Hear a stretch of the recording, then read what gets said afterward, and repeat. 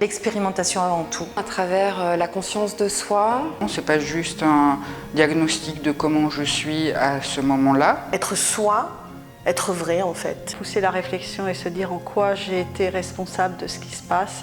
Ça me paraît essentiel que l'élément humain soit mis à la disposition du plus grand nombre. Ça met un peu à nu des choses qu'on ressent. Moi, ce que ça m'a apporté, c'est de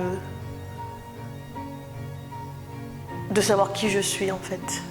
Au début, ce qui comptait pour WeShoot, c'était de trouver une solution qui fasse que les équipes pouvaient durablement travailler ensemble.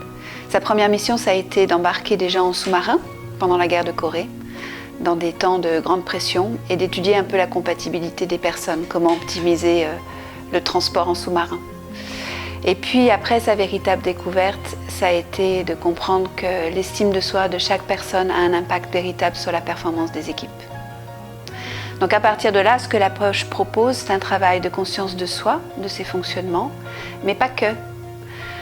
On comprend aussi les processus relationnels, et puis on va voir comment optimiser les organisations et les équipes dans leur prise de décision, dans leur façon de se structurer, dans leur façon de réguler ensemble. Donc on répond à la question finalement, qu'est-ce qui fait que des personnes vont avoir véritablement envie de travailler pour une entreprise, d'y appartenir, de s'investir, d'y mettre de l'énergie et de partager un projet. Donc c'est autant de sujets qui sont vécus, y compris corporellement, et qui sont fortement d'actualité compte tenu de l'incertitude dans laquelle le monde se trouve. Moi, mon objectif, c'est que l'approche puisse largement se diffuser en entreprise et que les gens puissent comprendre ce qui se joue derrière les comportements en entreprise, notamment les mécanismes de défense qui ont un véritable impact sur la performance et puis sur le plaisir d'être ensemble en entreprise. Pour moi, c'est une des approches les plus puissantes qui soit actuellement. Les gens sont vraiment invités à de la conscience d'eux-mêmes, mais pas uniquement avec la tête, avec le corps. Et puis on n'est pas dans une conception du leadership où il faudrait faire ceci ou faire cela pour être quelqu'un de bien.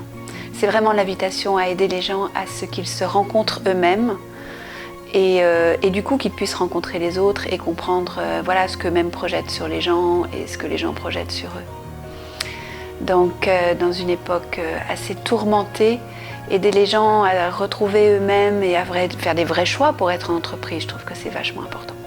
J'ai trouvé que Flavienne était à la fois au service du groupe et au service de chaque personne du groupe. Beaucoup de bienveillance, un grand professionnalisme. Tout en accompagnant la personne, elle met beaucoup de sécurité en tout cas pour moi.